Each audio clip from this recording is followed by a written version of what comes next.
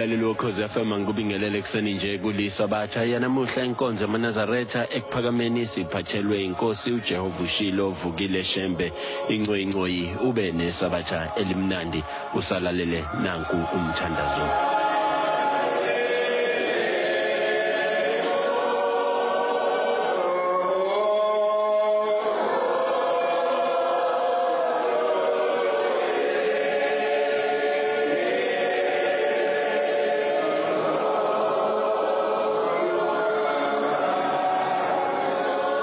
Siyababingelela abangcwele nangaleli sabatha namhla. Ngangigcine ngikhuluma ngoShembe nesidlo sokuqala asemukelisa entabazwe emukelisa izinhlanzi emfuleni ngomyalelo wezwi likaNkuluNkulu elalikhuluma naye uShembe. Leli izwi lalikhuluma naye njengengqondo, ikhuluma nenhliziyo, noma lokho kungasho ukuthi lezi zinto zombili zehlukene, kepha kuyiziqu ezimbili zomzimba owodwa.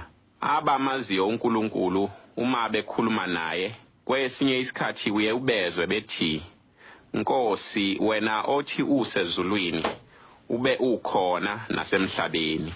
Lamazwi abasuke bewasho ayiqiniso lingenakuphikiswa. Umuntu ozama ukuqonda indaba kaShembe nobuNkulunkulu bakhe, lokhu ngenye yezinto zokuqala okufanele aziqonde, ukuthi uNkulunkulu ukhona yonke indawo kanye. Okusho ukuthi uthi esezulwini ebe esemhlabeni. Okwesibili ukuthi nganoma ngabe isikhathi sini uNkulunkulu engaba noma simo sini athanda ukuba yiso ngokuthanda kwakhe. Akekho futhi umuntu onamandla okumnqumela ukuthi akanakuba into ethile noma akanakwenza lokho. Into enamandla ngaphezulu kwezinto zonke umthetho, kodwa nawo awunamandla okumvimbela uNkulunkulu ukuthi abe yilokho athanda ukuba yikho noma athanda ukuziveza eyikho. Yingakho abamaziyo bethi unguye anguye, nakuMose wazichaza kanjalo. Manazaretha uma umuntu wasemhlabeni oyisidalwa isimpofu ngezindlela zonke, ekwazi ukwakha indlu ngokulingene nobuthakathaka bomuntu ahlale kuyo, enze imisebenzi eminingi emihle khona ngaphandle kokuyibukela phansi, ngoba ingumsebenzi wezithukuthuku zakhe, isithelo samandla akhe. Okungaphezulu kwalokho abuye alindele ukuthi uNkulunkulu oyinkosi ephezulu kwakho konke angene kuleyo ndlu yakhe, ahlale naye khona. Dalwa yini ukuba umuntu kube likhuni ukuba akholwe ukuthi uNkulunkulu yena omsebenzi yakhe yonke ihlanzekile kuneyo muntu angalakha idokodo lenyama azohlala kulo ahambele abantu bakhe ngalo? eBhayibhelini uIsaya uma ekhuluma noAhazi indodana kaJothamu inkosi yakwaJuda ngokuthunywa uNkulunkulu, encwadini kaIsaya isahluko sesikhombisa ivesi le-13 kuya kwele-14, uthi, ake uzwe wena ndlu kaDavide, kuncane kuwe ukukhathaza abantu, ukuze nimkhathaze noNkulunkulu wami na.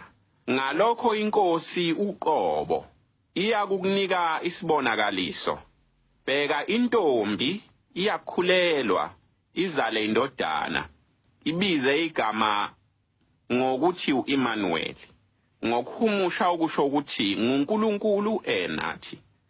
Ningalikhohlwa izwi elithi unguShembe, ngoba mina Shembe ngikuwe, kusho izwi likaNkulunkulu. Kodwa esikhuluma ngakho indaba kaShembe nebandla lezinhlanzi elathi izwi makalemukelise sengumntwana ezweni lasentabazwe. Lithi izwi kuye, kukhona ibandla lami elihlala emanzini, ngifuna ukuthi ulamukelise isidlo namhla. uShembe ngalesi sikhathi wayengazi ukuthi leli bandla izwi elikhuluma ngalo izinhlanzi. Uze wazi ngoba izwi selibuya likhuluma naye emva kokuba kade esethe uma ebona izinhlanzi emfuleni ayehleli eduze kwawo, wayesefikelwa umoya ukuthi makahlephule esinkweni sakhe ayesiphethe aziphe. Emva kwalokho ke lithi izwi kuye, Yilona ke leli bandla lami lasemanzini leli ebengifuna ukuthi ungamukelisele lona isidlo. Ngiqondeke ukuchaza indaba yaleli bandla lezinhlanzi uShembe ayelemukelisa isidlo ukuthi isibonakaliso salo incazo yaso iyini. Lezi zinhlanzi uShembe ayezemukelisa isidlo ziwumfanekiso wesibonakaliso sesikhathi esikhulu esizayo emhlabeni, mhlawumbe eminyakeni ezinkulungwane ezine ezayo noma ngaphezudlwana kwalokho. Umhlaba ozolokhe usondela njalo kuso kusukela eminyakeni eyisihlanu edlule. Lesi sikhathi esikhulu nesesabekayo kwabanye akekho ongeke ukusibona. Abasemhlabeni, abasenyameni bayosibona, nabangasekho enyameni yabo esibathwele emahlombe naseyinhlizweni zethu. Ngokuvuma kukaNkulunkulu nabo bayosibona lesi sikhathi engikhuluma ngaso. Baningi abantu ngaphambili abake bakhuluma ngokufika kwalesi sikhathi engikhuluma ngaso. Engikubonayo kodwa ukuthi sengathi ngesikhathi beyikhuluma le ndaba akuzange kuzwakale kahle kwaba bekhuluma nabo noma ezizukulwaneni ezabuye zavela emva kwabo ukuthi babekhuluma ngani. Ngenxa yalokho inkulumo yabo yagcine ihumsheka ngezindlela eziningi eziphambene neqiniso lalokho ababekushumayela. Uma ulalela izinto eziningi ezishunyayelwa izizukulwane zabantu abake bayikhuluma indaba lesisikhathi engikhuluma ngaso, kuhlale kukhona izinto lezi zizukulwane ezizibeka ngendlela ephambeneyo nalokhu okwakhulunywa ngokhokho bazo. Phakathi kwezinkolo abake bavela kuzo abantu abakhuluma ngalokhu engikushoyo, ngingabala inkolo kaZoroaster, umprofethi wase-Iran. Ngibale inkolo yobuJuda ezinkolweni ezindala. Ngingabala inkolo yobuKristu nezinye ezinkolweni zakamuva. Zonke okuyizinkolo ezikhuluma ngokubuya noma ngokufika komsindisi emva kwezinkulungwane ezithile zeminyaka, okuhambisana nokuqala kwesikhathi sokwehlulelwa kwezoni. Ngiyazi ukuthi akulula abantu abaningi ukuba beqondisise kahle izihloko ezibalekile ababekhuluma ngazo abasunguli balezi zinkolo engizibalile, nezinye ezikhuluma okucishe kufane nalokho engikushoyo. Lokho ke kubangwa ukuthi kuningi okwabuye kwashintsha emva kwabo.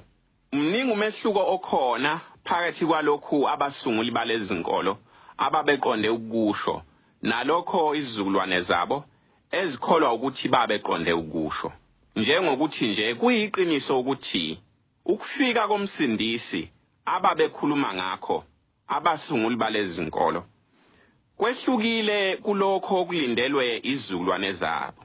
Nomsindisi ababekhuluma ngaye abasunguli balezi zinkolo wehlukile kakhulu kunomsindisi olindelwe izizukulwane zabo.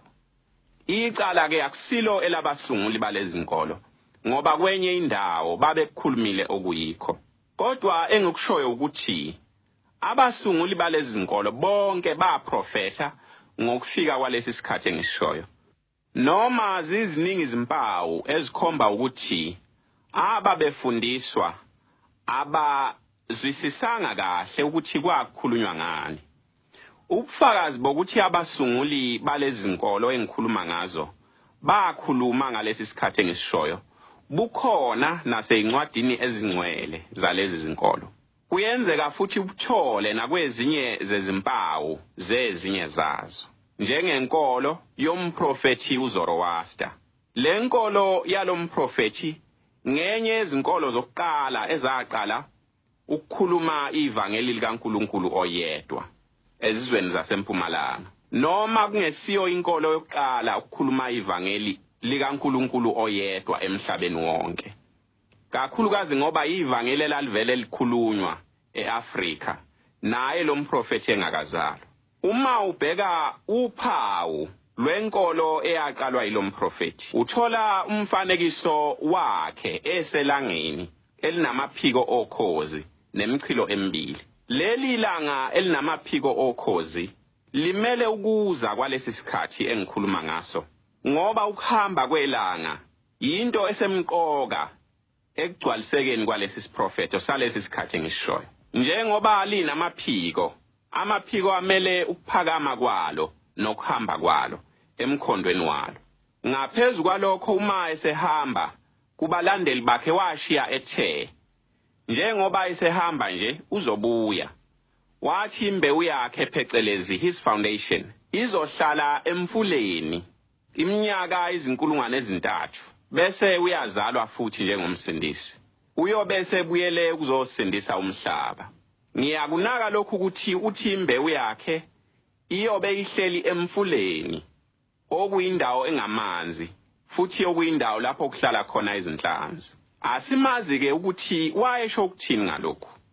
Lokhu ukuzalwa komsindisi ayekhuluma ngakho wayengakhulumi ke nokho ngokubuya kwakhe kwempela, kepha wayekhuluma ngalesi sikhathi engisishoyo. Wayebale kahle yena ngokweminyaka akhuluma ngayo, ngoba ngonyaka umhlaba ujike ngawo endaweni yomzila wawo obukade ukuwo, obubeka kude nengelosi yensindiso yawo, usuqala indlela ebheka ngakule ngelosi.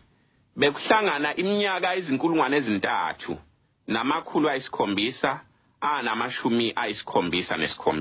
3,777 ngokulinganisa kusukela esikhathini lomprofeti ahamba. Kanti uJesu yena wayelindelwe ukuthi uzobuya emva kweminyaka 2,000 kusukela ekuhambeni kwakhe. Isikhathi umhlaba ujike ngaso wangena emzileni obheke ngasengelosini enkulu yensindiso yawo. Bekusele kancane kuphele iminyaka 2,000 kusukela esikhathini abaziyo abathi uJesu wahamba ngaso. Abanye abantu bazokwazi ukuthi uphawu lokuqala lukaJesu nabalandeli bakhe ingakakhulunywa indaba yesiphambano kwakuuphawu lwenhlanzi, ngoba cishe indaba yonke kaJesu ikhuluma ngalesi sikhathi engisishoyo. Ikhuluma ngokufika kwaso nokuthi abalindele insindiso ngalesi sikhathi kufanele baziphathe kanjani ukuze besindiswe ngomhla wokufika kwalesi sikhathi. Kodwa kusukela eminyakeni 6,000 edlule bakhona abantu uNkulunkulu ayembulile kubo indaba lesi sikhathi engikhuluma ngaso. Lesi sikhathi engithi lezi zinhlanzi uShembe ayezemukelisa isidlo ezaba ibandla lokuqala alemukelisa isidlo zisibonakaliso saso, futhi babekhuluma ngayo. Nezinkolo eziningi ezadaleka ngesikhathi saleminyaka engishoyo nangemumva zakhelwe phezu kwesisekelo sethemba lensindiso eyofika ngalesi sikhathi engikhuluma ngaso. Nemithetho yokukholwa abasunguli bezinkolo ezadaleka kusukela eminyakeni engaphezudlwana kwezinkulungwane ezisithupha noma ezisikhombisa kwakuyimithetho eyayidalelwe ukubalekela imbubhiso eyofika nalezo zinsuku. Izinsuku indlela yomhlaba esiqalile ibheke kuzo, nokuyisikhathi sokuqala kokuncipha kwezinsuku zombuso wabamhlophe nabahamba ezindleleni zabo. Ngabe ngiyakhuluma ngokuxhumana kwabakwanhlanzi nalesi sikhathi engisishoyo, kodwa indawo nesikhathi akungivumeli. Ngalesi sikhathi engikhuluma ngaso, umhlaba uyobe uqondene neqoqo lezinkanyezi elimise okwezinhlanzi ezimbili. Kanti kuyobe kusesikhathini lapho amalanga amabili, ilanga lalomhlaba esikuwo kanye nelanga lomhlaba osazovela oqondene nalomhlaba esikuwo, nokuyilanga elikhulu nelikhanya kakhulu futhi elishisa kakhulu kunelanga lomhlaba esikuwo. Ayobe esendaweni lapho imikhondo yawo iphambana khona njengophawu lwenhlanzi. Ayobe ephahle umhlaba cishe izinhlangothi zombili. Empeleni amalanga ayobe ephahle umhlaba ayobe mathathu, hlanganisa nela lomhlaba esikuwo. kodwa amabili engithanda ukukhuluma ngawo. Kuyoba isikhathi sensindiso nenjabulo nobukhosi obukhulu kakhulu kwabanye, kakhulukazi esizweni esimnyama, umhlaba wonke kwababugcinayo ubuNazaretha babo. Kanjalo kwabanye abangabugcinanga ubuNazaretha babo, kuyoba isikhathi esibhlungu kakhulu sokushisa nokukhala nokubhubha okukhulu engingazi noma kwake kwabakhona yini ngaphambili. Ngesinye isikhathi ngake ngaba nesibonakaliso lapho engabona khona into esampuphu phecelezi upowder obukhwebezane yehlela yonke indawo emhlabeni wonke kancane sakuchitheka. Endaweni engangikuyo ngabe sengifikelwa ukuthi ake ngime ngisibheke lesi simanga salelifu elisampuphu eliumbala engingakaze ngilibone ifu liyiwo. Uma uqhubeka lo mbono ngimile kule ndawo engangimi kuyo ngibukela lelifu elisampuphu engangilibona lehlela emhlabeni. Uma lithinta phansi ebusweni bomhlaba, lokho eluwele phezukwakho kwakuvele kuthungeleke ngomlilo kuvuthe, namasimu nasemahlathini nasemzini yabantu nabo abantu. Uma iwele phezukwakhe lento abhucuke inyama wonke umzimba, kusale amathambo ngokusheshsha okukhulu. Kwasuka isiyaluyalu esikhulu emhlabeni, abantu bekhala, isililo esikhulu engingakaze ngisizwe selokhu ngaba khona. Kuthe kugcina umhlaba wonke wase uphenduke amalanga abamakhulu, kusha yonke indawo emagumbini omane omhlaba, kusha yonke into.